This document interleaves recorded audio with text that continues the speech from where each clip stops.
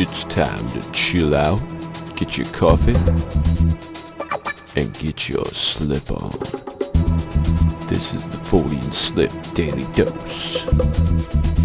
Oh, that kid went on a fucking hoot of a fucking adventure. No, trust me, that drug would fucking make you, like, go further than you've ever gone in a masturbatory rage. And then they see this UFO, or whatever it is, this diamond-shaped thing. So, and then 3 helicopters come whizzing in, and everything takes off. I don't know if I buy it, motherfucker. Did Bigfoot come out and tickle somebody's balls? Alright, you hooligans. Fortean Slip Daily Dose starts now.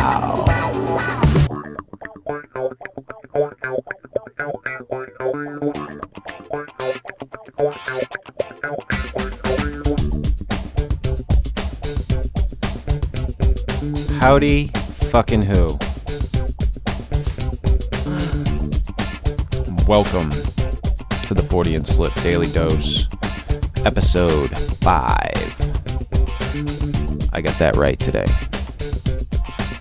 This is the someone hacked into the Matrix and all I got was this lousy t-shirt episode.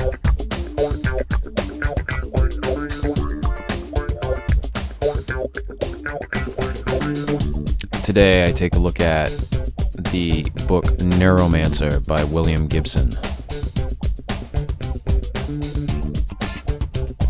I had never read the book. I had seen the movie Johnny Mnemonic. I had played the Neuromancer video game on the Commodore 64. And I'm gonna have the images of that, like, kind of rotating as the show is playing today. Because I find it fucking fascinating, those old computer games that I used to sit around and play for hours and hours and hours. And you had to have, like, these little wheel discs so that you could come up with the code to put in for the right answer so that the game would play or continue. Those were always fun. I'm sure some of you know exactly what I'm talking about. The TSR Dungeons and Dragons games were the same way. They had those fucking wheels. Urgh. Cool games. Fuck the wheels. So yeah, when I was real young, I had probably about, I'm gonna say 12 or so. I had a Commodore 64 computer, and I ran into, and anybody who knows anything about Commodore 64 computers, like, fucking software was everywhere. You could get it from pretty much anybody. The problem was, like I was saying, it was the fucking wheels. But I had managed to, a buddy of mine had a copy of the game, he was done with it, and he had given me the Neuromancer game. And, you know, obviously the subject matter, not, like, all that great for a kid of my age, but my parents didn't fucking know. My parents didn't pay attention to much. I, got into this game, which was, for me, it was really cool. You took this guy through the city and you were trying to hack into systems and there were all these really shady characters and weird characters and, people who worshipped Pong. I remember that in the game. So I wanted to go back and read this book that I had played the game, which didn't really have a lot to do with the book. It was kind of separate, but it was set in the same area with some of the same characters, and I wanted to take a look at this and see, what the backstory was, I guess. The book's fucking great. While it's a little too descriptively poetic, is the way I will describe it. For somebody who's not used to it, it would be hard to follow. He's very intricately descriptive in a very, very poetic way. It is kind of hard to follow when he's describing like the Matrix and even just normal scenes. But he's very vivid in the way he describes it, if you can follow it. But this book centers around, and it was written in 1984, and I guess it was the first science fiction book to win the Triple Crown, which is the Nebula Award, the Philip K. Dick Award, and the Hugo Award. And I also didn't know when I had picked it up that it's part of a trilogy. But the trilogy isn't the same characters. It kind of just weaves in and around the same people, so to speak. But, this whole genre, this, cyberpunk, jacking into the Matrix, hacking, corporate espionage, street samurais.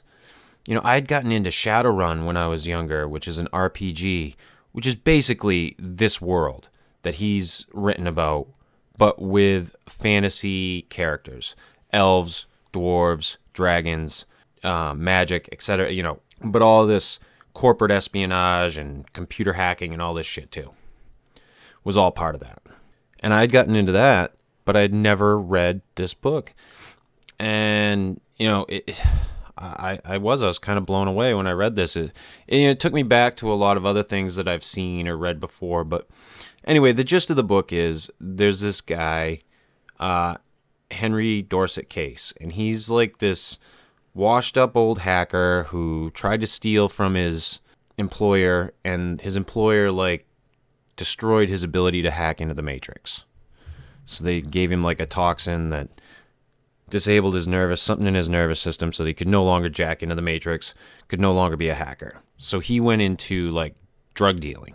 He gets approached by this shadow figure named Armitage, who is like this quasi-weird character who seems to be like this military guy, but he's working for this entity that Case can never really figure out at first.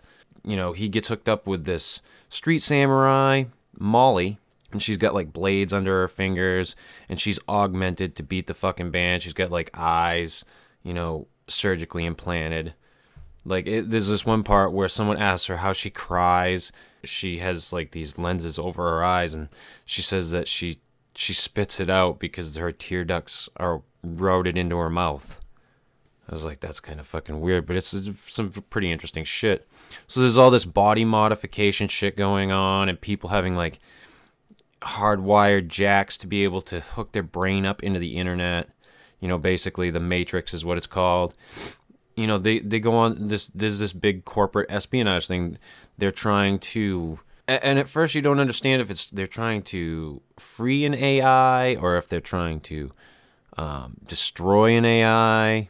But there's these protection programs on, inside the Matrix called ICE that they have to hack through, but these things can fucking kill you. He winds up getting this, they steal a ROM module that has a consciousness of one of Case's old mentors, a guy named McCoy Polly, but he's nicknamed, they refer to him in the book as Dixie, but he's Dixie Flatline. And it's just his consciousness, like he's dead. But this consciousness helps them along the way. Some really interesting things, brought to light in this, consciousness, what is life, what is artificial intelligence. Case is kind of like this anti-hero because he's like this drug addict. When they find him, he's all strung out. Like he's pretty much on his way out. And they surgically give him like a new pancreas. They set him all up so he's like fucking fine again. But he goes right back to fucking doing amphetamines. It's a pretty complex story. It's a fairly short book too. I think it was only like 271 pages, the paperback that I read. I thoroughly enjoyed it. Like I said, his descriptive style, I got it, but I thought it was a little much. The way he described the Matrix and Case being inside the Matrix and talking to Dixie and, switch it, because he would switch between the Matrix and the real world and then back into the Matrix, and then he was jacked into somewhere else where he'd have to fucking flip over to there. There's all these things going on, and they start out on Earth, but then they're in this like space station type thing, which is where everything ends in the book. So they're going through like 0G and semi-gravity, and there's just a lot of really cool shit that goes down in this book. And I don't want to give too much away to anybody. Like, I don't want to like go through the whole book. I just kind of want to give an overview because, you know, I hate shit getting ruined for me. And I really enjoyed reading this book and not knowing anything really about it. I had no idea. Like, nobody had ever told me anything about this book. I had no preconceived notion. I thought I kind of knew at the end what was going on, but I was wrong. I had thought that it was something else was going on at the end. It was kind of close, but I was definitely a little off. It's a really cool read. If you've got the time, plow through it. It's definitely a worthwhile read, and there's some interesting characters and locales, and like I said, the way he describes some of it, if you can follow it, it's rather picturesque. I just really don't know how to describe it. He had a unique way of describing this world that he created. It's the only fucking way I can describe it. Like I said, it's this poetic, artistic. It sometimes a little much for me, but as far as, not that I couldn't get it, I just didn't want to fucking have to deal with it. And I guess that's a personal thing. If you get a chance, sit down, check this book out. If you like a good espionage story, it's got a lot of that in it. And it's that science fiction, that, like I said, that cyberpunk, that whole, what they call cyberpunk, which, they say he created. And I really enjoyed it. I had a good time reading it. Check it out.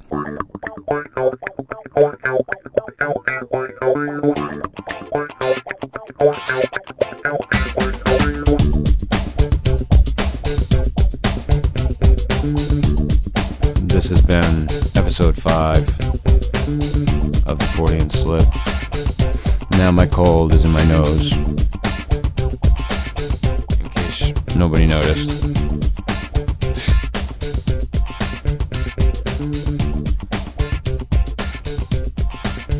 Next week, I have no idea what I'll be doing. Sunday, I have no fucking clue what the show will be about. The news will be tomorrow. And we may have a story about the Long Island Medium. Ooh.